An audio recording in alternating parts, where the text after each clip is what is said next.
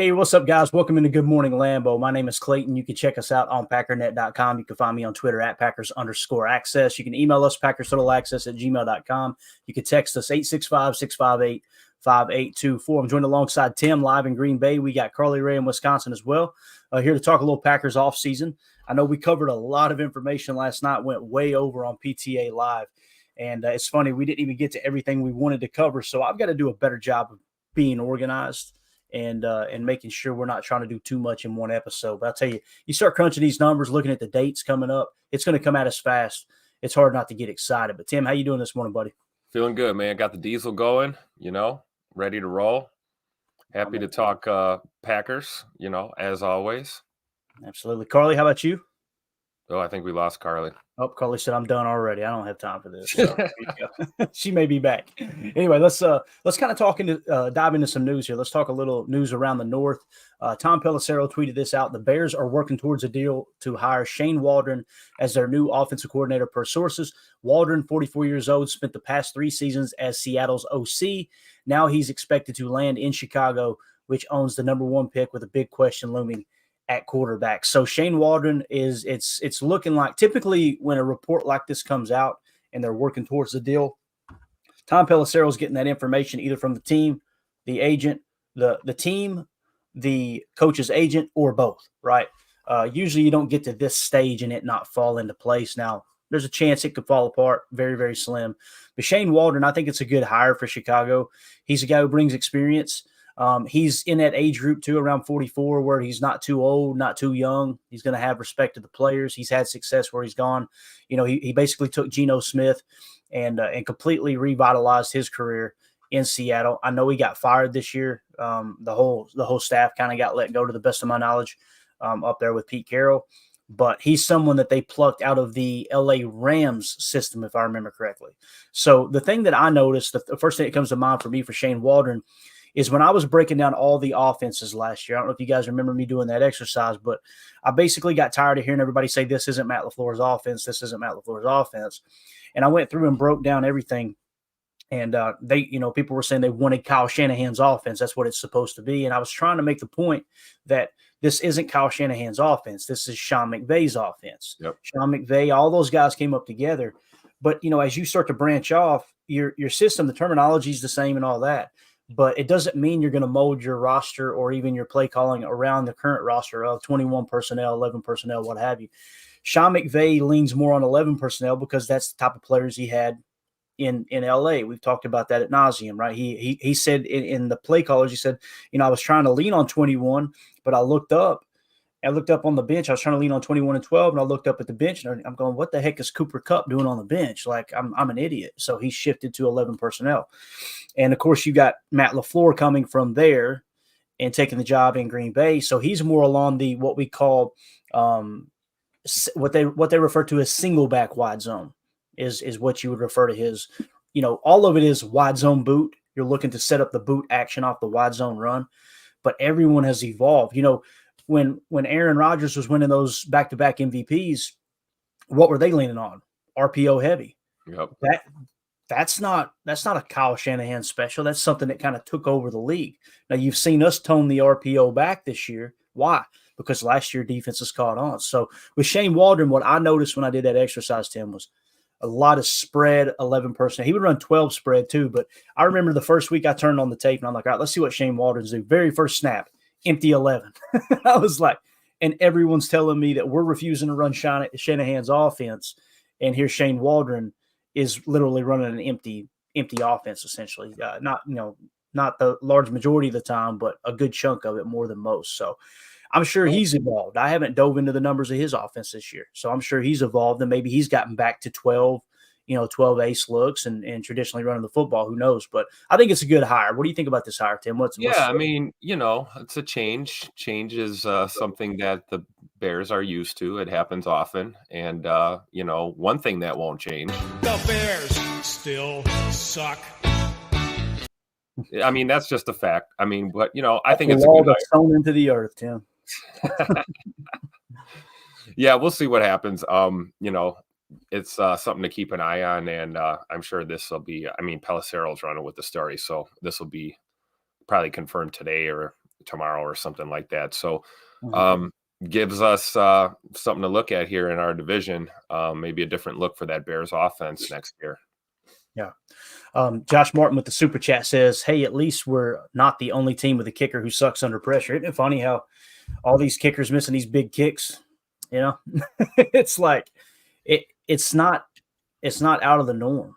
Like we put these unrealistic expectations on kickers as if they're supposed to hit 95% of their kicks, and it just doesn't happen. Or easy. It's easy to kick. Oh, you're just kicking the ball through the. Just do your job. Yeah, and you saw that game last night. I'll tell you what, as a guy who's kicked a couple footballs back when I had legs underneath me, I'll tell you, kicking on a wet carpet outside doesn't sound fun. Right. You know, I've always said that the only thing dumber than turf is turf outdoors. You know, and I can just imagine what was going through his head. But you know, it's one of those things, man. It's just as much mental as it is the physical attributes. And to defend my kickers, if you'll notice, a lot of these kicks that we've seen, including Anders Carlson's, that were misses by, you know, like this much. Oh, absolutely. You know what I mean? It's not like in a driving rain. These kicks and they're just disasters. You know, we're talking about, you know, we've heard that football's a game of inches, and that applies certainly to the kickers too. So, yeah, tough one for the Bills, man. That game had gave me PTSD from our Packer game. Just watching them, it was kind of the same deal. Trying to get Kansas City out of there. But hey, here we go. Kansas City in the AFC Championship again. Yeah. Go Ravens. Yeah. Again, Josh, thank you so much for the super chat, buddy. We appreciate you. Doug in the chat says, fire all the kickers. I love it. Love the sarcasm this morning. Let's see what else we got. Number one Packer fan. The Bears fans are already claiming they are winning the all next year. LOL. I'm like, you sure about that? You sure about that? You sure about that? I appreciate their passion. I really do. And there's some good Bears fans out there. There are. But there's some obnoxious ones that, man, there is no shame. Every single year they've got this may be the year. Listen, it may be. We don't know, right? I'm just saying, bro, how many decades in a row are you going to tweet this stuff out? And then when we point it out, hey, bro, you got that one wrong again. It's just like, well, this is the year. Okay, I got you. I never want this podcast to be like that. I don't want it to just be, all right, man, we're set. We're gonna take the whole thing. You know, I want it to be what are the adjustments that need to be made? What were the adjustments that were made? Then you get to game day. It's okay. What happened? Why did it happen? Point out the negative, point out the positive too. Try to learn from it and understand exactly why the game ended up the way it did and why the roster ended up the way it did. So I appreciate the passion. That's all I got as far as being positive. Don't want to be Krabby Clayton today, all right? Zane Strong in the chat said, what changes do you think we need to make this offseason? You know, Zane, we kind of started on it last night. It all begins with re-signing players. You got to look at your current free agent pool from your roster that's set to hit free agency. Unrestricted free agents, restricted free agents, exclusive rights free agents, the whole 9 yards, and say, okay, who do we need to add back to the team? And the approach I took last night, and I don't know if I conveyed it well enough, but I went through some of the data that I think is important and said, okay, do they meet the criteria or at least the qualifications to say, okay, they're worth bringing back? And then if they are worth bringing back, at what price, right? And just to kind of recap real quick what we came up with, we said Bo Melton, you know, he's obviously an exclusive rights free agent. He'll be back, right? A.J. Dillon, I set it at or the market was at $3.5 million. I think by the end of it, I was okay with $3.5 million. I know some aren't. That's okay. His market value is $3.5 million. Keyshawn Nixon, we set it at $4 million. That's pretty much what he got paid this last year. It wasn't cap hit because they used some voidable years. But Keyshawn Nixon at $4 million, him being the best kick returner in the game. I think that's important. I think it is. I mean, we're so quick to go, all right, guys, we don't need to spend money there now. Let's clean up. I love hearing them say, let's clean up the cap. Let's clean up the cap. Let's sit there with $20 million in cap space every year and not compete for a Super Bowl. That's fun, right? That stuff drives me absolutely bonkers. But Keyshawn Nixon, actually, I can't remember if this was after the game or if it was just yesterday when they were doing their exit interviews, cleaning out the locker or whatever have you. But I love what he says right here, Tim. There's a little bit of language, guys, so be ready for this, okay? If you got kids in the room, earmuff it for us. And this is Keyshawn at his locker. And I love how you could tell that this team means a lot to him and the organization too. And I think it goes a long way. But here's the all-pro kick returner, Keyshawn Nixon. Time with the Packers meant to you? Man, this shit mean everything to me, man. I grew so much as a person more than just a football player. The moment I signed my contract and put that G on my helmet, man, it mean everything. And they pour everything into me and this organization, and I pour everything back into them. And 2 All-Pros later. Love it. That's my cornerback. Drew D says, got to bring Nixon back. Jen Wright says, I love Nixon. Same here. And, you know, I'm sure there are some people that are going, yeah, but Clayton, we need a better nickel. I don't disagree with that. I don't. You can upgrade the nickel position. But if you've got someone who now has experience, right? I just seen a comment I had to crack up about it. CL said, can't believe we're still talking about the kicker, right, Clayton? It's unbelievable, man. But here we are. When you and I love how you brung it up to get me back to talking about the kicker too. So, listen, would you be okay with Keyshawn Nixon being the backup nickel? I know I would, right? The $4 million, the value in $4 million comes from him being the best kick returner in the game. And I know the rules have shifted a little bit, so maybe that does drive his price down, right? They let him test the market last year, if I remember correctly. And then it's when we locked Rich Bisaccia in to come back, right? That's when you really felt good about him coming back. If Rich Bisaccia had taken a head coaching job somewhere else, which he had gotten a couple interviews, if I remember correctly, Key probably would have followed him because they're locked at the hip, right? So with that being said, you go, okay, well, what about him being kind of vulnerable at the nickel back position? One of the things – I'm trying to explain how I fan here. When I fan, I don't look at, I want the guy who makes the flashy play. You guys have probably caught on to that, right? I want the people who are going to play schematically sound to build the floor of your organization. I don't want a whole bunch of high RAS guys. I don't want a guy who's going to get 12 sacks and half the amount of pressures that someone who's going to get, 8 sacks and double the amount of pressures, because the goal is to affect the game as consistently as possible. To me, the way I look at sacks and pressures is, think of it like from a statistical standpoint.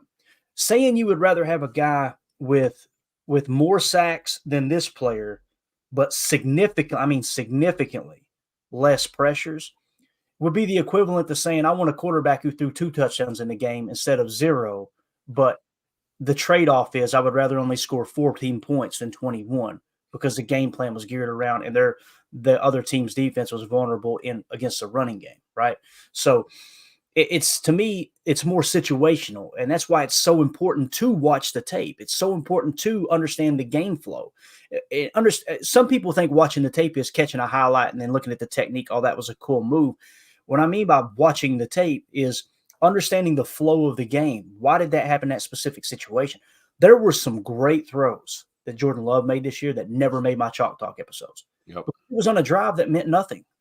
But, man, it's flashy. It looks cool. I don't care. It had no bearing on the game whatsoever.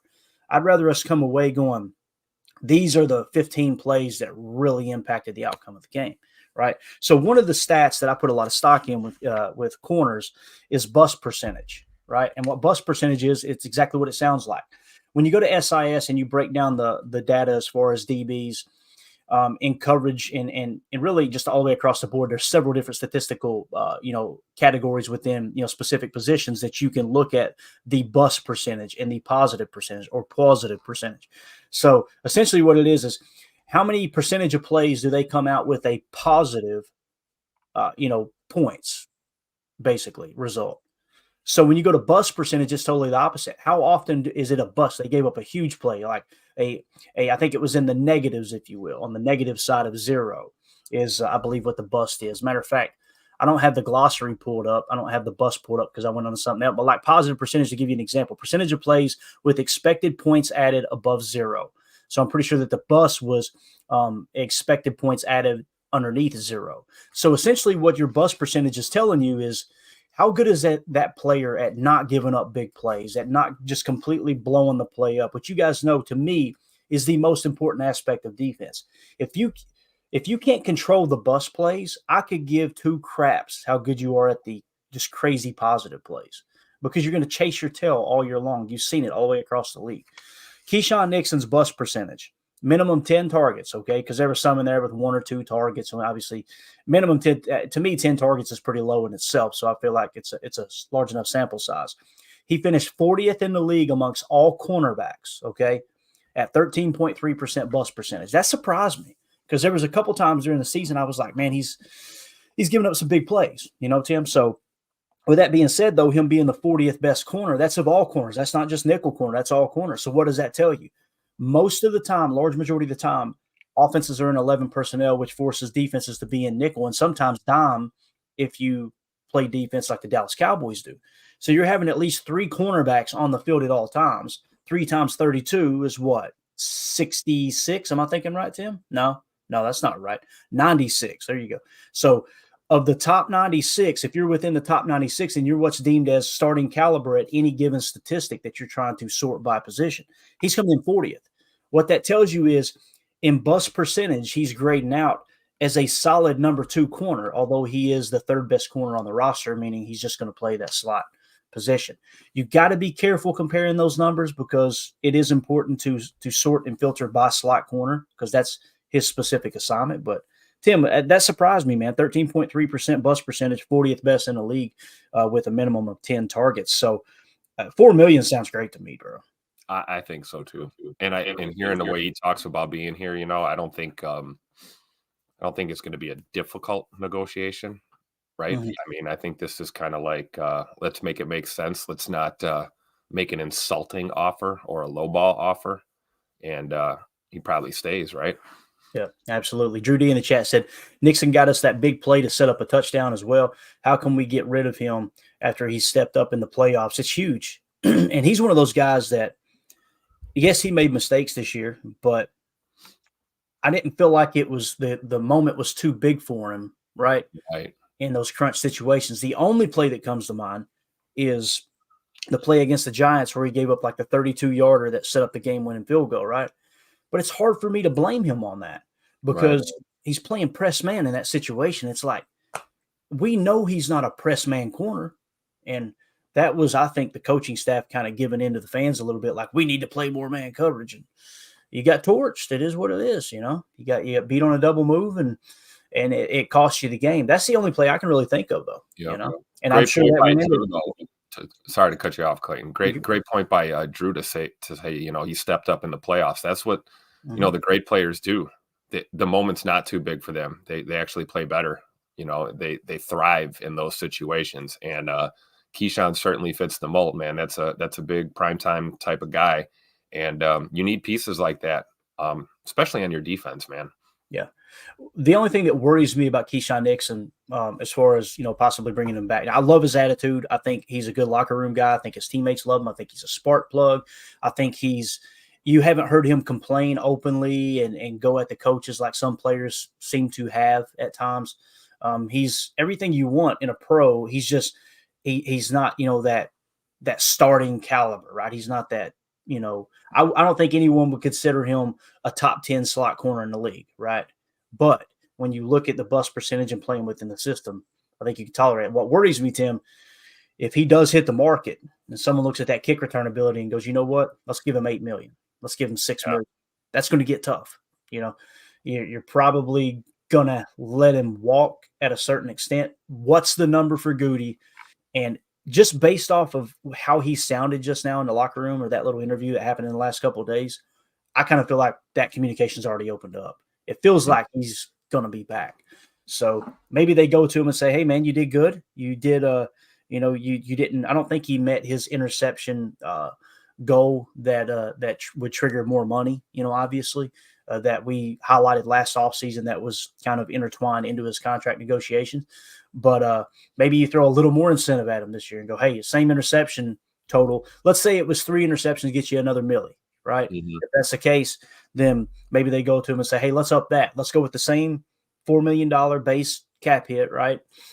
Just like I said, generally speaking, and say, I know last year we said, and I don't know the exact number, I'm just kind of going off cuff here. I know last year we said, an extra $1 million for 3 interceptions. What if we gave you an extra $2 million for 3 interceptions this year, right? That would be a little more intriguing, right? So little things like that might keep them in-house, and it's why it's important to how you negotiate with the players. And another thing that comes to mind too is, remember when Jason Wilde reported that players were upset with the comments that Goody made, that it was too good of an offer. He couldn't pass up on it, right? When it talk about trading Rasul, these situations right here is sometimes when that stuff can come into play. Like I remember what he said. He don't value the players, Not that anyone looks at Goody that way. It sounds to me by Keyshawn's demeanor, they have a good working relationship. So that's good. But I'm just trying to go back to that moment and be like, that's kind of what we're talking about as far as players possibly getting upset and not wanting to work with the front office for making comments like that. I respect Goody that he trusted his instinct in trading Rasul. I think we would all agree it was a bad move at this point, just simply because Rasul balled out. And he's still to this day, I've got him in the red on here. According to PFF, he was our third highest graded defensive player this year when he was on our roster at a 75.2. So I think we would all agree, getting a third round pick for him, granted, you're going to shave money off next year, right? Not this year, but next year. Can be a little tough, but same time, who knows, man? Maybe Goody's got a master plan, right? So let's see. Jen in the chat said Nixon improved over the season. His upside with returning makes it worth it. Completely agree. So I think we're pretty much unanimous there. Bring Key back for the right price. What do you think would be – we can move on after this, Tim. What would be your maximum that you would pay Key? That's a tough question. And I'm putting you on the spot because I'm sitting there going, I don't know what mine would be. I don't know, but like you said, if he tests the market and, we're getting north of that 6-7 million, 8 million per, I don't know. Like you said, how do we come close to that? Now, does Keyshawn take a little bit of a hit on the contract to stay here? Because, kind of echoing what he just said about what Green Bay means to him and what the organization has done for him and how he feels about being a Packer. Is that worth, $1 million off your, contract, staying here for maybe $1 million or $2 million less? I don't know. I'd put him somewhere, I don't know, the max 6 million, 5.5 million, something like that. I don't like to play GM. Math is hard. I'm emotionally connected to this team, and that really has no business in a contract negotiation. So I'm probably not the best guy to ask, because my gut is give him 20 million. I don't care. Bring him back. That's how I feel in my heart. But when we have to look at this objectively, it gets tough. You're right, because there's going to be, we talk about players that, is there a market for him? Is there a market for this guy? Keyshawn, there's definitely a market for. And that's why you get a little nervous about him, dipping his toes in the pool there and testing the market, because somebody could throw a truckload of money at the guy. And, money talks. It's at the end of the day, it is a business. We fan with our hearts, but, this is a business. So, and you want a guy to get paid, right? That's what they work hard for. You're putting your body on the line every single day. Young players want that contract. They want to get paid. And I fully support that and respect that and understand it. But I think you do what you can and you go as high as you can, whatever that threshold is, right? Goody's got a hard line. He's probably got a list of this roster and these guys that we need to talk to about contracts. And there probably is. There's probably a concrete number that we cannot go over. And I think we just, we got to do the best we can to get Keyshawn, to stay here, but also not break our bank. It's tough. Yeah, definitely. Yeah, I'm going to go to the chat here and see what they have to say about it too. I do want to say, Jen, thank you for that chat. And if I understood correctly, unless someone was pulling my leg, it is Miss Jen's birthday today. Happy birthday, Jen. So have an awesome day. We appreciate you hanging out with us here on this glorious morning. So Carly Ray says, think it's good. I think she had the comment underneath it. Yeah, think it could be problematic to offer money for more interceptions if it possibly makes Nixon focus more on creating interceptions than playing scheme. If he gets the interception, great. But if he screws up, ... I think that's a fair comment, Carly. But that's where you got to know your locker room. You got to know your guys. They got to know first and foremost. It's like a quarterback. If he's got an incentive and the play call is to run the clock out. Well, I need 16 more passing yards and I hit my incentive. If quarterback's willing to go out there and do that, and on defense, it's a whole different ball game, right? It's so important to play within the scheme. I don't think Key's that guy. I don't feel like we've seen that this year. And there were already incentives in his contract for interceptions. You know what I'm saying? So Right. I think it's a fair question, a fair comment, but I don't think we have to worry about that with Keyshawn for sure. Derek K says about $3.5 million is what he's saying. Okay, I think that's fair. Reef says $5 to $6 million. Randy Cleavers says $4.5 million, and then Maki says $3 million. And Roger's share of the of the Milwaukee Bucks. Love that one, Mikey. That's hilarious. Maki's the man. Good to see you in here, buddy. Appreciate you. Yeah, so the number we're kind of coming up with, Tim, is somewhere between 3.5 to 5 million, right? So, maybe don't go north of 5 and let them walk after that. I think what we can deduce from that is maybe it's just anything north of 4, Right. Yeah. There you go. Zane Strong says Valentine is the future. Not at the slot position. Neither of them have played it, right? No. So, and also they're not all pro kick returners, right? So, as far as them on the boundary, I kind of agree with you. Yeah. And Ja, when he's healthy, yes, great. And he seems to be the old Jair now, in my opinion. So I think we're good there. So someone's going to get cut out of that mix, right? Probably be Valentine, obviously, with Val playing so much. It's not going to be CV. No way. Yeah. One of the other players on that free agent list for the Packers is Darnell Savage, and I wanted to point this out real quick. Well, a couple of them. Jonathan Owens, here you go. We talked about Jonathan Owens last night, right? And how, according to the 33rd team, he was the 4th highest defensive player for the Packers with 27 total points, right? Jonathan Owens. When you go to the PFF side, they didn't have him on the top 10 list as far as the Packers. But when you go to special teams, right? Jonathan Owens is actually the 9th highest graded special teams player at 68.4. So you got value in special teams. You got value according to the 33rd team. And you guys, I just explained bust percentage. I won't explain it again what it means. I went and looked up his bust percentage. And for Jonathan Owens, it was 10.5%. And that's 18th best in the league amongst safeties. So you've got 2 safeties that start. I think we would all agree, even in a base defense, you got 2 safeties on the field, right? So that's 64 to be a starting caliber, and the top 64 would make you a starting caliber safety. He's 18th. So he's a solid number 1 safety when it comes to bust percentage. That doesn't mean he's a solid number 1 safety overall. I'm just saying from a, hey, look, keep everything in front of you, let's play this safe approach, he played pretty good in that regard. So need to keep that in mind. With that being said, Tim, he's kind of on par with Keyshawn Nixon in that regard. And we talked about, I think the number that we put on Jonathan Owens, we put about $1.5 million. If you get him for $1.5 million, I think you bring Jonathan Owens back. I really do. And another guy that might sign, a 1 or 2 year deal, not a super long-term commitment, right? Right. If we're looking, we know how this league is, right? What have you done for me lately? Let's load up and win now. So, when you're trying to build a young team and you're looking ahead to the future, we need little pieces like that, right? Guys that are willing to maybe be year to year and reevaluate. I like JL. I do. And I think it's worth it to try and keep him. But we can't go crazy with the contract for sure. Right. Yeah, definitely.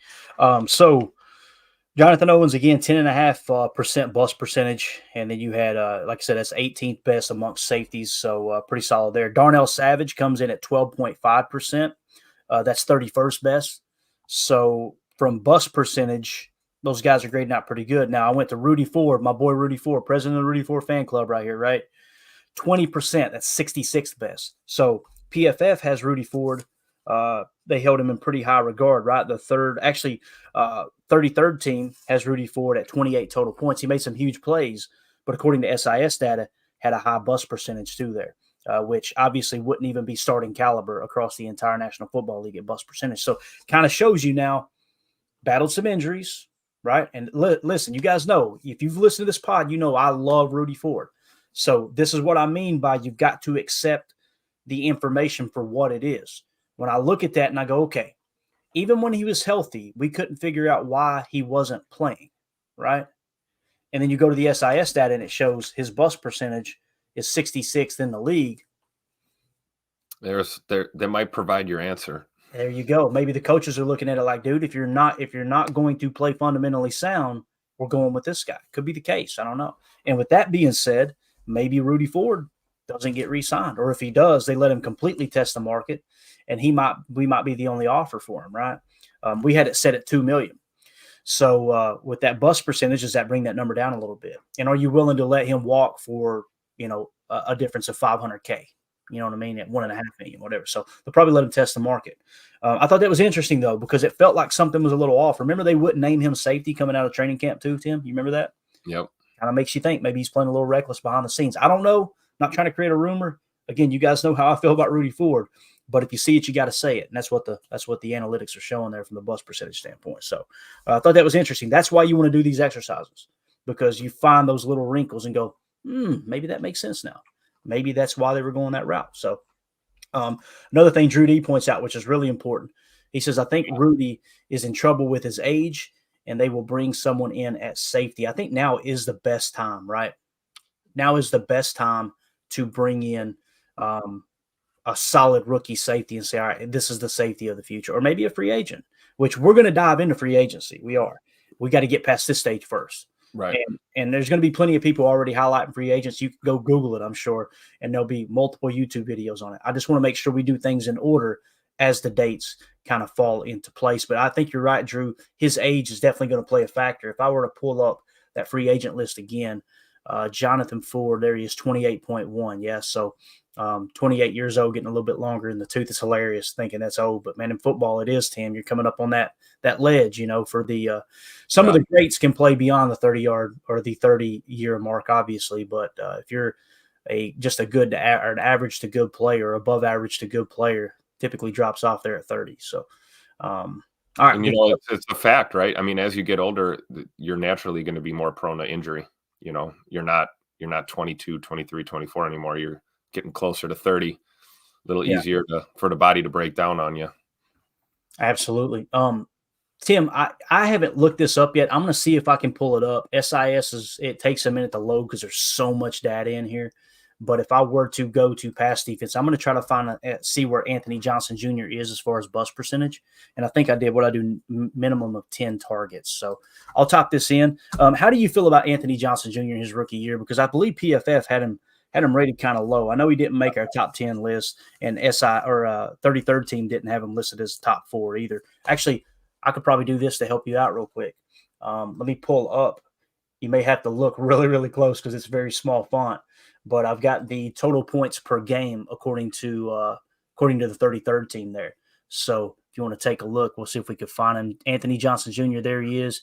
He's sitting at what, 0.9 points per game as far as how he graded out. That's 1, 2, 3, 4, 5, 6, 7, 8, 9, 10, 11, 12, 13, right around 14th on the defense. So not very good according to the point system with the 33rd team. And like I said, PFF wasn't kind to him either. I'll see if I can find the bust percentage. But what do you think about Anthony Johnson Jr.?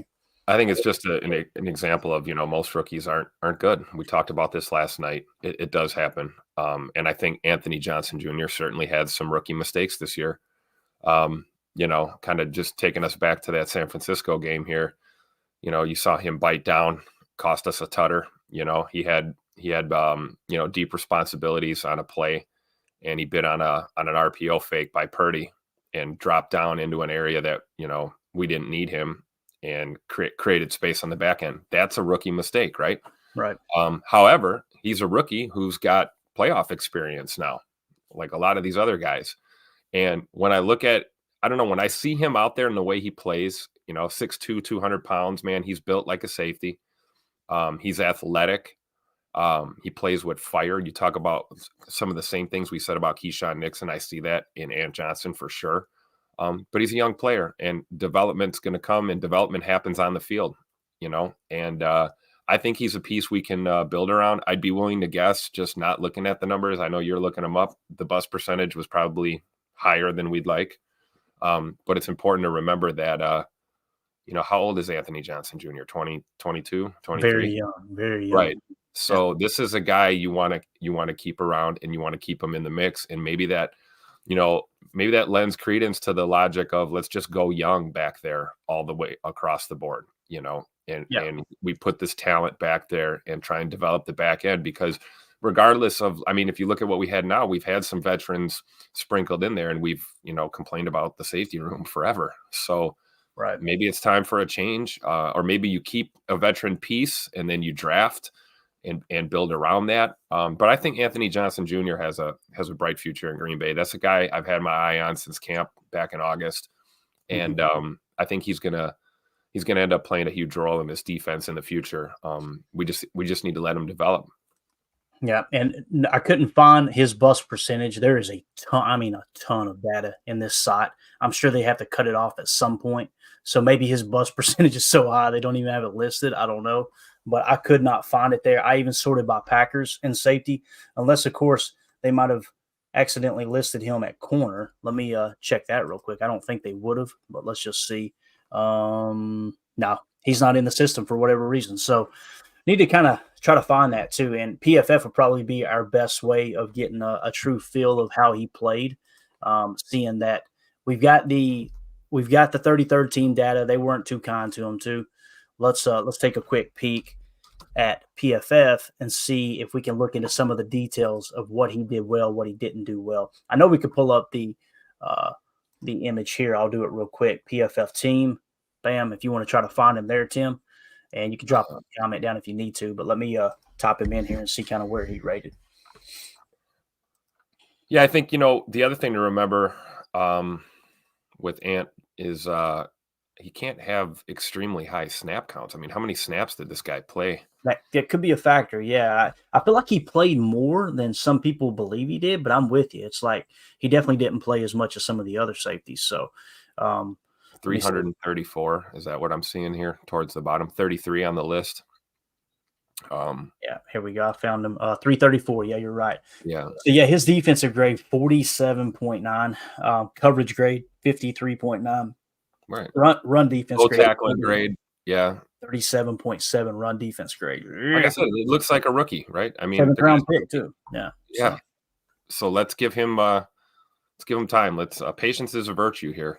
Yeah, but I don't think anybody's looking at him, and I think that's kind of what the listeners are asking there. I don't think anybody's looking at Anthony Johnson Jr. like, hey, he is the answer, right, at safety. Oh, yeah, I'm not saying he is. I'm just saying he's a piece that we want to keep there and, put some guys around him.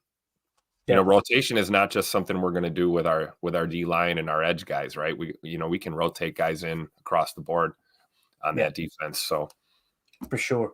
As far as NFL draft talk. Obviously, this was released yesterday. Matt Schneiden had quote tweeted Dane Brugler. So the Packers it's officially locked in. We have the 25th pick in the 2024 draft. Other things are getting sorted out, I would imagine. We don't have the exact list. I started to pull it up, but it's already changed a little bit and things were shuffling around and you got other teams still playing. There's trades. I'm sure there's draft pick trades that are involved with that too. That's going to make things shift around. So we're just going to kind of stick with this right now, but we are picking 25th in the draft this year. That's kind of that spot where I am the most boring draft analyst on the face of the earth. If you get outside of the top tier of talent, Tim, the current tier of talent is going to come into play, whether you want to trade back or not. But typically when you get out of those quote unquote generational talents toward the top of the draft, I'm team trade back. Trade back. Every time you trade back, you shave money off the cap and you pick up extra picks, right? Now, if you find yourself in a situation where you're picking 25th and here you're sitting 25th and you've got, just two players in your current top tier of talent, right? And you're going, okay, I know both those guys are going to be gone by the time we pick or by the time we trade out. Maybe you pull the trigger, right? And it could be something too where they have a player that falls to them and it's their top tier. You heard Detroit talk about that. They talked about several players that they took. I think they said their first 3 picks were all in their top tier of talent, and everybody laughed at them. And now they're playing in the NFC Championship. So I don't think anybody's laughing now. People were laughing at the Jahmyr Gibbs draft pick. I don't think they're laughing now. They laughed at the Sam Laporte. You never took a tight end that high. What are you doing? They're not laughing now. Arguably a top 3 tight end in the league this year. And then, of course, Jack Campbell. I don't know if he's panned out as well. But those top 2, man, I remember people bagging on them. And I was sitting there going, I like both of those prospects. I kind of kept my mouth shut and stayed in the weeds. But I'm like, I don't understand the issue with it. You're trying to make your team better. And those are attitude guys, too. That's the key. Prospects, right? We talk about draft picks. They're prospects. You hope that they produce, but you don't know. You really don't know. And I've always been someone who says that. I don't care where you're drafted. How many times have we seen first-round picks turn out to be, booty cheeks, right? So the proof is in the pudding. And again, are you being drafted by a team that's going to throw you out onto the field right away, like we did with Quay Walker in his rookie year? This guy is drafted and boom, throw him into the fire. You're the dude, green dot, let's go. A lot of guys, they do need time to develop. So, it's a crapshoot, really is the whole thing. Yeah. Mano in the chat says, Clayton, if you hit control and scroll your mouse button, you can zoom in on the web page, enlarging font. The problem is that's a screenshot, Mano. That's not me actually pulling the side up. So one of the things we try to do to keep the system clean here is we're not live sharing those. That's me. I pull those screenshots and then just upload them, because if you've got another window open and zooming in on stuff, it's going to slow the stream down. It'll get spotty. It'll get choppy at times. So appreciate the advice there. I'll definitely look into it and see if we can, do that moving forward. I'm going to make a note here. That'll be to zoom in. That may help us moving forward. But right now, these are just screenshots. So that's why we can't zoom in on that. We're just simply sharing it. I can zoom in I can do it on my screen and zoom in, but you guys won't see me zooming in because it's a screenshot within the system, if that makes sense. So, but I appreciate it, buddy. Thank you so much. Now it's all good, dude. I didn't know that you could do that anyway. So you may have just unlocked something for us. Like the mad scientist over the redneck trying to figure out this NASA computer that I paid way too much money for. So anyway, let's look at the off-season dates. I think this is important to keep our finger on the pulse here. January, let's just start right here at the top. Let's go to January 28th. That's when the AFC NFC Championship obviously is played, the championship game. We get beyond that. You get the Pro Bowl February 4th. You got the Super Bowl February 11th. And February 20th, it says beginning this date through 4 p.m. New York time on March 5th, clubs may designate franchise or transition players. So you're going to see the franchise tags start to come in beginning February 20th, and they have to be in by March 5th. Okay. So just to that's the next step in this process. You'll see, because you got a bunch of players who are going to be free agents. And the question is, but they may franchise tag them, right? I would venture to say that 99%, if not all of the free agents, none of them have been franchise tagged twice. Therefore, they can be franchise tagged. So there's no sense in getting too caught up in free agency until we get those franchise tags in and really know who's available. Now, with that being said, the scouting combine will kick off February 27th through March the 4th. And then, like I said, on March the 5th, that's that deadline for the franchise and transition tags and all that. March 11th, I think, is when the free agency period actually starts. Okay, so put that in perspective, what we got coming up, February 20th would be the next really, really important date, if you will. Now, you're going to see players begin to re-sign before then, right? So what I did was I pulled up the old transaction wire from the Packers last year. Now, it's backwards, okay? I'm going to drop this banner down real quick. It's backwards, so the bottom being what happened first, okay? So on January 3rd last year, tight end Austin Allen, kicker Matt Amendola were signed to the practice squad. January 10th, you had Austin Allen, Jeff Cotton, Gene DeLance, quarterback Danny Etling. Man, some of these names, blast from the past here. Tyrell Ford, Benji Franklin, Tyler Goodson, all these players, right? It said they were all signed. And I think that's what we refer to as the futures contracts. So keep that in mind. Those are kind of veteran minimum, whatever, however long they've been in the league. So if that happened on January 10th, and obviously that hasn't happened up to this point because our season went a little longer this year. Should be any day now. You'll probably see some signings like that, I would imagine. So once that drops, you got to fast forward all the way to March 15th, right? March 15th is when Keyshawn Nixon and Tyler Davis re-sign. So you're looking at mid-March before we have a lot of real answers as far as these players we're talking about possibly bringing back. So got a little bit of time between now and then. That'll be plenty of time to start to jump into the draft talk too. We'll find plenty of content in that regard. So just want to lay that out there because that's important. Now, before that, another date, and I don't think I got the screenshot, but I will look it up again, Tim. One of the other dates that was really important to me that kind of popped up, we're talking about restructuring these contracts, right? You got some big ones out there. You got David Bakhtiari, you got Aaron Jones. Those are the two biggest, right? If I were to type in Aaron Jones's contract restructure, just to give us a timeline, right? It looks like it happened February 17th is when that was updated. Now I'm going to cross-check it with another site here real quick. Aaron Jones contract. That said, that was actually done on April the 12th, so he probably got more details on it in that regard. I'm pretty sure it was in February when that happened. Yeah, February 17th. So another date you want to mark down, right around the 17th, was when Aaron Jones's contract got restructured. So it may be until mid-February before we have answers on David Bakhtiari, Aaron Jones, and there's going to be others that get restructured as well. So wanted to mention that date because it's important to kind of understand the timeline. Go ahead, Tim. Oh no, I agree totally. I mean, I'm glad you pulled that up. It's nice to have that laid out so we can kind of know what we're looking at. Kind of helps us when we're speculating.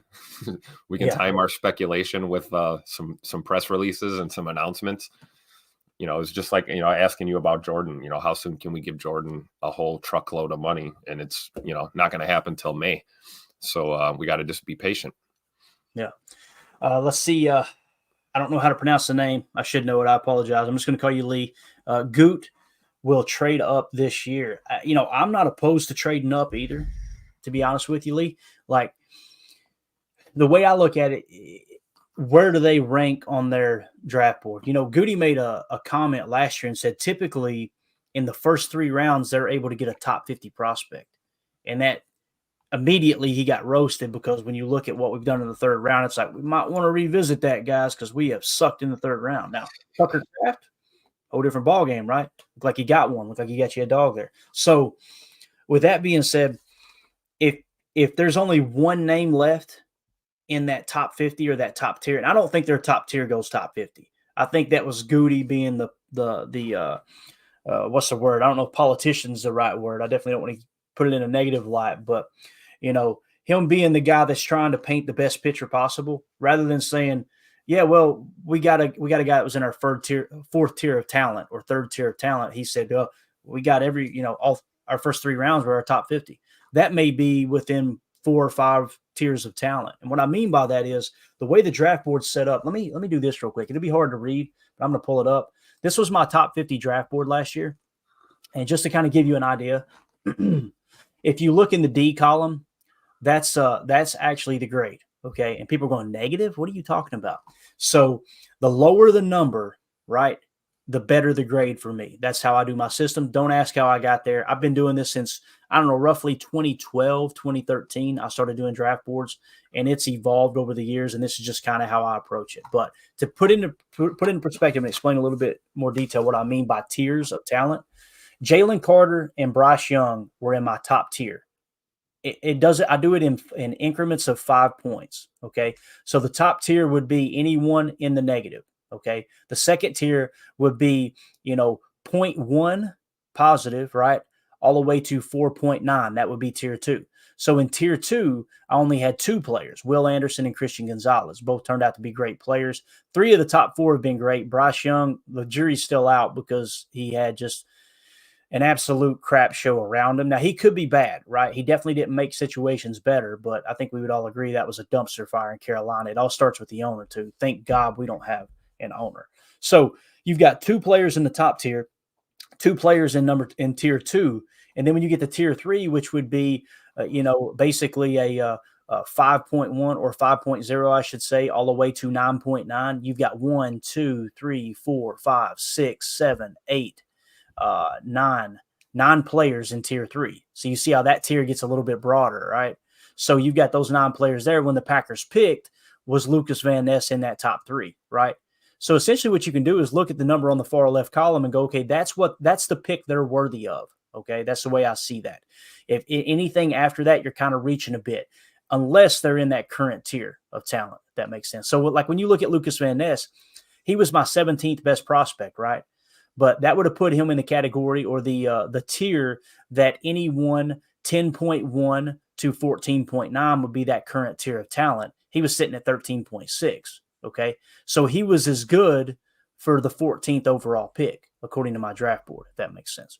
So did they reach? Maybe slightly, but it was just barely outside of that tier, right? When it comes to his grade of 13.6, he was worthy of that current tier of talent, in my opinion. So let's say in this situation, like we're talking about, will Goot trade up this year? We're picking 25th, right? So if this was last year's draft and you looked at that, you would say, okay, As far as that current tier of talent, it would be that 26.6 Forbes all the way down to the 28.6 of Torrance. Any of those players would be worthy of it. If anything above that were to fall to him, then, hey, at some point you get to pick 17 and you're picking 25th. You get to pick 17 and you really like Lucas Van Ness and he's the last person in that current tier, then you might want to trade up and grab him, right? That's what it's going to come down to. How does board fall? Now, here's the other thing.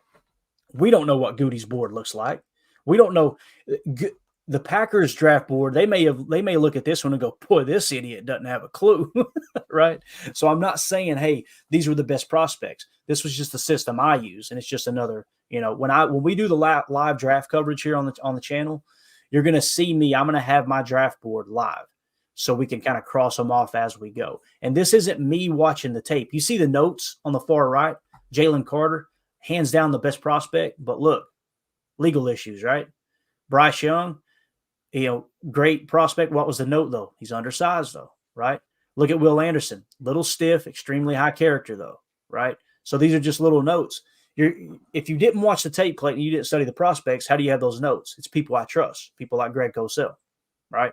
And I spend a lot of time just like this during draft season. Shut your mouth and listen to people who know what the heck they're talking about. Yep. And I'll make little notes along the way. So that makes sense. Notice Luke Musgrave there. When they took Luke Musgrave in the second round, I remember me and Ryan Schlipp being on the draft. And I looked back at the board and I'm like, this has got to be Musgrave. Got to be Musgrave. It just made too much sense. He was my 27th best prospect, and we took him in the second round. I don't even know what pick we took him in the second round. Do you remember, Tim, what the exact pick was? No, I do not. Okay. I know it was early second round, right? Yeah. So, that's kind of how that'll fall into place there. I'm trying to see if I had Tucker Kraft on this top list. I don't think I did. I think I had him a little bit lower. But we definitely had Luke Musgrave at 27th. Just trying to see if there was anyone else. I don't think there was. So Luke Musgrave and Lucas Van Ness, you see where they fell for me. We took Musgrave at 13. He was my 17th best prospect. I wouldn't consider that a reach. That's really, really close to that tier. And then Luke Musgrave at 27, I was going, yes, got him. Nailed it. Got him. Yeah, but that's just kind of hopefully that I know it wasn't a question, Lee, but that kind of triggered in my mind. This might be a good time to kind of explain when I think it's okay to trade up is when you got someone who's outside of that tier. So 42, we took Musgrave at 42. Boy, that's some good value there, ain't it, man? Yeah, buddy. That's 27th best prospect according to my board at 42. That's exciting, man. That's really exciting. And you see Jalen Hyatt at 33. When we went to pick Jaden Reed, we were on the clock, and I went, oh, boy, we got Jalen Hyatt sitting there. Look at this. And notice Jaden Reed's not on this list anywhere, right? You don't see him anywhere. Right. They traded back, and I went, who are they trading? Who are they trading back? When a team trade back like that, what they're saying is we've got someone that no one else is on right now, that he's the best on our board at that time, hands down, top tier of talent. Now, you can pull the trigger and take him, or if you've got multiple, say you got 3 in that same tier, right? Then you go, let's trade back a few picks, and chances are one of those 3 will still be there, and that'll make the decision for us. So they traded back once. I think they traded back twice. After the second time they traded back, I remember live on the stream. I need to pull it up and show the video. I went, who the hell are they on right now? Because they feel comfortable that nobody's on this guy. Ended up being Jaden Reed.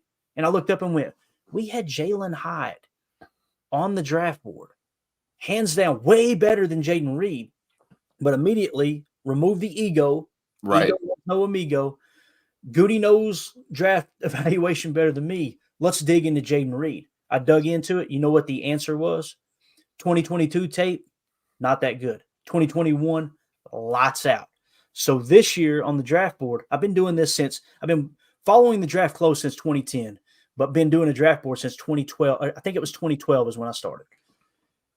I'm adjusting the board this year and going, now I'm going to throw in a small factor into what they did 2 years before. So, for example, last year, I just incorporated the 2022 tape. I didn't even look at the 2021 tape. This year, there's going to be an aspect to my grading system to put my final draft board together that's going to take the 2023 tape and the 2022 tape so that doesn't happen again. Now, some people they were looking at me. I got made fun of for the Luke Musgrave being so high on my board, right? And they were like, well, why did you like him so much? I went back and watched the previous year tape because I had to, because he was injured. right? So that was one thing it was like. How about that 2023 tape on Jaden Reed? How we feeling about that? And when I turned on when after they draft him, I did a chalk talk on him. You can find it right here on the channel. I did a Jaden Reed chalk talk.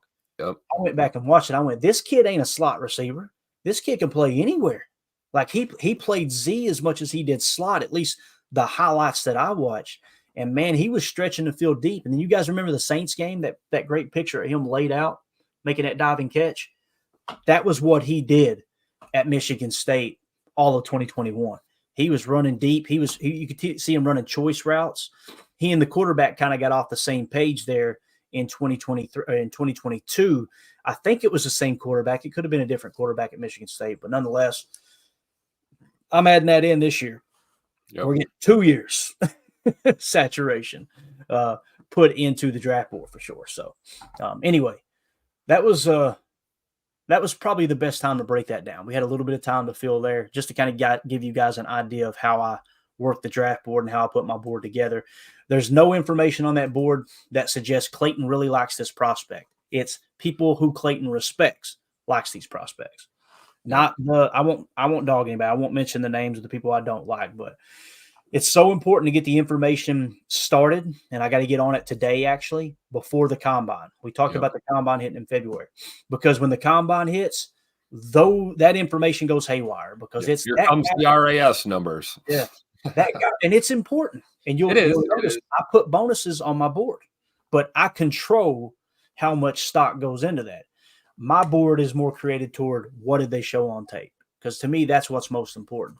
Now, when you look at it from that perspective, these guys go nuts with the combine. Did you see the way that guy stepped sideways in his underwear? Holy cow. Put him in the top 10. It's like, see how he runs in a straight line so well? Yeah, exactly. With no one trying to reroute him. And what we mean by that is there's no DBs up there bumping them, chucking them at 4.9 yards down the field, right? The maximum right within the rules, right? You see all these JUCO quarterbacks we brought in to throw balls to the receivers? Exactly. Look at the way these receivers catch the ball. Yeah. And listen, ask me if I watch the combine. It'll be right here on this TV the entire time. Oh, yeah. I'll watch every bit of it, and it'll be on in the background. I'll be frying a steak up downstairs or doing something, and it'll be on in the background. I watch it too. It's just I really, really, really control how much of that information goes in. Now, what you do have to do, though, is go back and look at the history of Goody and how he drafts. I'm not in the business of predicting who the Packers are going to draft. I'm in the business of here's who I think are the best prospects. Let's see if it lines up with what they think. Yeah. But you have to take in those athletic scores if you want to really try to predict what Goody does, especially in the first round. Yeah. Mano in the chat here, thank you for highlighting that, Tim. He says you needed 2 years of tape for J Love too. Very good point, Mano. That's a good point. I remember Ryan when they drafted Jordan Love. Ryan wasn't excited, right? And I remember feeling the same way, but I wasn't going back 2 years either. I remember thinking, man, he's kind of a turnover machine, this and that, and obviously since then, Ryan's come around to J Love just like I have. And it's okay to be wrong. Yep. Ryan is way more correct than I am. I guarantee you, I will make 10 mistakes to his 1 when it comes to draft coverage. He's one of the best. I love following him in the draft all year long, but the draft is kind of one of those things you can tell he's passionate about, to the point where his listeners get mad when he tries to talk about the draft in season. And I love how his response is, "Shut up! I'll talk about what I want to talk about." That's exactly what you said. What you talk about, though, when he's on that list of people we trust when it comes to the draft, right? Absolutely. Just like Jake Shavink is another go-to. Absolutely. It's impossible, to be one person and to try and pull all of this data and make analysis. You have to lean on people that you trust to do that. Yeah. Sure. Let's see here. That being said, upper right-hand corner of your screen over here, you can check out the Packernet podcast, scan that QR code, take you right there, and you can find Ryan Schlipp and Jake Shavink's content right there, the flagship Packernet podcast, take you right where you need to go. Make sure you give them a follow, check out their content while you're in the process of clicking that like button right here on our video too. So Love it. Shameless plug. Had to throw that in there. Good timing. You did good. You did good. You're the bad guy now, Tim. I love it. Lee86 says in the chat, you can tell a little bit of those wide receiver ball skills from some of those drills. Absolutely. They're important. They're important. Very important. Same thing with the quarterbacks. Sometimes you go, well, he doesn't have the arm strength. I think arm strength is one of the most overrated metrics in all of football, personally. Yep. And I know that because if you set the same two quarterbacks down and go, hey, would you rather have this guy who can throw the ball 80 yards or would you rather have this guy who is extremely accurate? That's the trade-off. I'm going with the accurate quarterback. How often do you see a quarterback have to throw the ball down 80 yards down the field, 70 yards down the field? And I'm exaggerating a little bit on purpose for dramatic effect here, but how many times do you go, man, I'm glad we had that guy to drive that ball through triple coverage? When they're going back to the meeting room, they're going, hey, I don't want you trying to drive that ball into triple coverage, but I do want that quarterback that's going to get the ball out on time, quick release, accuracy, read the defense pre-snap, made the adjustments post-snap. That stuff's important, way more important than arm strength. I don't think there's any quarterbacks in the league that we go, oh, that's a noodle arm. I just don't see it. I see quarterbacks that can make just about every single throw in the game. It's the ones who are accurate, play on time, and protect the football that win a lot of ball games. So. That shows how much the game has evolved, because things like arm strength maybe 20, 25 years ago was, probably held in higher regard than it is today. Mm-hmm. Absolutely. Lee says, just a thought, are we a defensive coach away from a Super Bowl appearance instead of players? I tend to lean towards it's not that simple of an answer, Lee. It doesn't mean I'm right and you're wrong or anyone else is wrong that disagrees. When I watch the tape, I don't find myself going, damn, we need a better coach. I find myself going, why is he not playing his assignment? Like he knows he's the only player on the field that is playing zone coverage and everyone else is playing man. Why is he not getting it? And then when you throw in, I won't say names, but when you throw into, you're probably going to figure it out. When I throw into, he's getting paid a lot of money. He should know that's his assignment when a 7th round rookie is playing his assignment just fine. I don't put that on the coaches. For me, the coaches, and I know we're specifically talking about Joe Barry. Let's just put it out there, right? I think you can do better than Joe Barry at defensive coordinator. I believe that. But when I watch the tape, I don't find myself going, man, this is bad play calling. I find myself going, this is bad execution. So you might want to dig a little bit deeper into position coaches, right? Now, who makes the decisions there? It's not Joe Barry. Joe Barry doesn't have free reign to bring in his position coaches. If you hire a Wink Martindale or someone, they probably will. That'll be in their contract. They look, I'll bring in my staff. I think Coach LaFleur likes having his finger on the pulse and going, I want this guy in that place, this guy in that place. He's a bit of a micromanager. And listen, had a great year. His play calling, Tim, especially in the passing game. I didn't like his run scheme early in the year. You guys know I was pretty vocal about that. I felt like that's why the running game struggled. We were trying to do too much too early. And like Mike Wall slapped me on the wrist and said, Clayton, they can't even zone block right now. And I'm like, okay, that's kind of what I'm saying. Like, let's just try to figure that out first. But his passing game, Tim, good Lord. He schemed up some gems this year, bro. That literally strike concept on the left, a wide dragon wheel on the backside with a T screen mixed in off of play action. That defense was more confused than a fart in a fan factory. They didn't know what to do. They were going fake here, fake there. Why is that dude butt naked in the trailer park back here? What happened? They didn't have no clue, no answer. So I love Matt LaFleur's passing game scheme. So, all right, we got to wrap it up. We're going, Tim. Parting thoughts, buddy. Take it. That's all I got to say. No, I'll say this about Joe Barry, man, because I'm the president of the Joe Barry fan club, and everyone hates me for it. Me too. By the way, the first person I went up to and said hello to and thanked him for a great season at the airport was Joe Barry. In fact, Good. So he needs that, bro. Yeah, and if you want to talk about play calling and you want to talk about some improvement, I definitely think we saw, Joe going up to the booth, calling the games from the booth, not the sideline. And we saw an improvement, man. We talk about passing game from the defensive side. Joe was in his bag this year a few times down the stretch, and it really showed, like you said, when we had guys playing their assignments. And, I'll reiterate the other point. This defense is set up to stop the explosive plays in the passing game. It is what it is. You're going to struggle. You can't have it both ways, man. You can't. It just doesn't work that way. And I will tell you, our run defense hasn't. What's that? The opposite is Dallas. You see how we cut Dallas apart? Yep. They're the opposite approach. And stop the run. Yeah. So, And I think if you look at our run defense under Joe Barry, it's not as atrocious as it has been in previous years. So you've seen a slight improvement there. A lot of that comes to our guys in the front there in the trenches. And again, we'll bring some new personnel in. We've got a draft coming up. I'm a guy who believes that, Joe Barry deserves another crack at this. I really do. I think he's built something over these last 3 years that is finally now starting to click in some respects. And yeah, maybe we could be a year away from greatness and glory here, with another good draft and some, we talked about safety. We talked about defensive front, middle linebacker is another position that we're going to be looking at. We talked about, losing JJ Enagbare. He's probably going to be out of the mix well into the first quarter of next season. Do we bring another edge in? There's a lot of different factors, but I think when it comes down to coordinator, man, if you pull the pin right now and that's it, we are. I don't care what anybody says. You're setting yourself back a little bit when it comes to overall scheme, unless you're telling me you got someone coming in that's going to run the same concepts, and I just don't see that happening. Yeah. And I don't see a bunch of first and second year and third year players just magically embracing an entire new system defensively and it being wildly successful. So, I always trust my gut. My gut's telling me, I don't care if it's another year, 1 year deal or 2 year contract, whatever. Give this guy another crack to see if we can get over the hump with what we've built. So go ahead and eviscerate me, throw the hate in the comments. I welcome it. Hire Joe Barry. That's my mantra.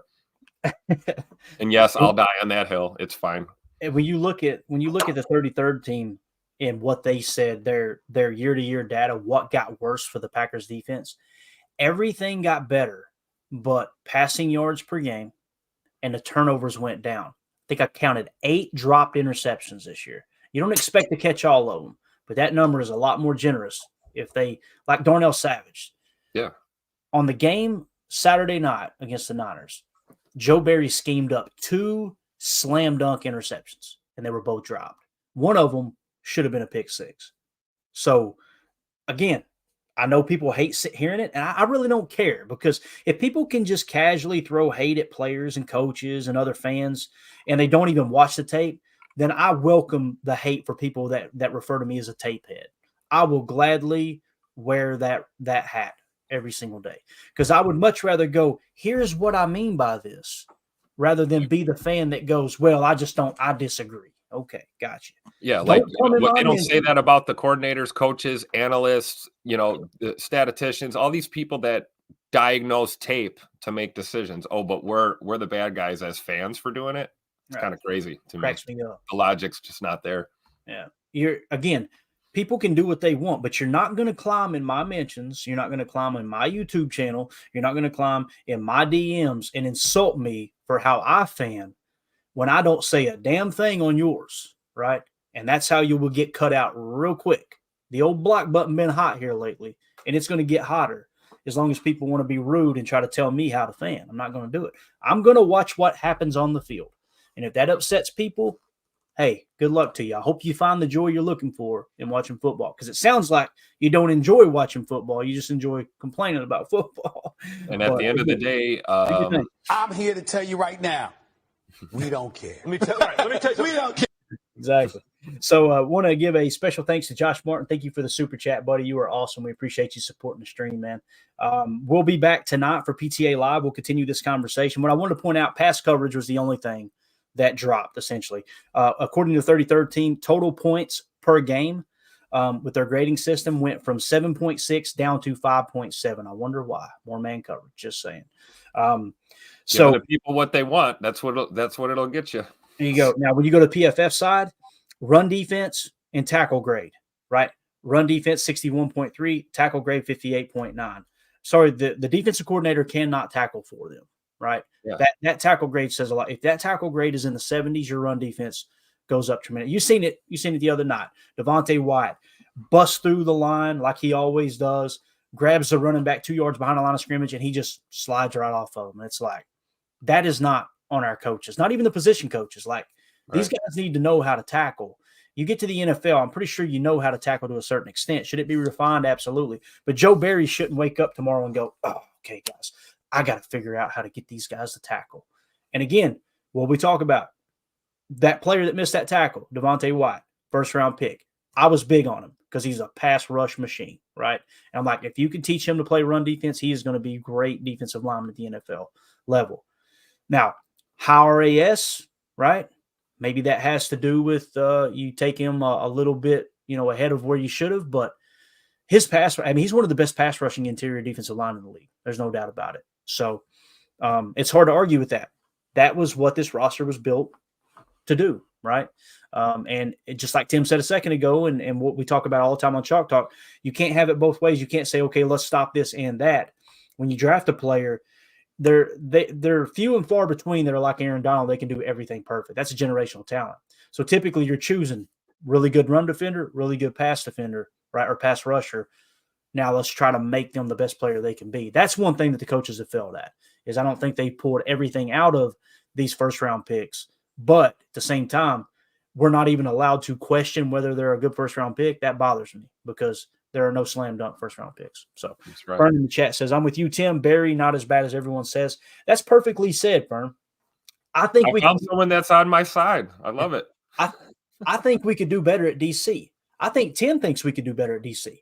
But this idea that we're just going to, he's the problem, get rid of him and everything's fixed, I think it's just a false narrative. I really do. So that being said, again, Josh Martin, thank you for the super chat, buddy. We're out of here, guys. Thank y'all for hanging out with us. This was a fun conversation. I'm telling you, Tim, we're not going to have a problem having topics to talk about, dude. We're going over every episode. I've got to rein it in and keep it under an hour. That's the goal. So appreciate everybody hanging out. We will see you guys tonight for PTA Live. For those of you listening on the pod, thank you for making us a part of your day. As always, let's go out and be the change we want to see in the world, and go Pack Go.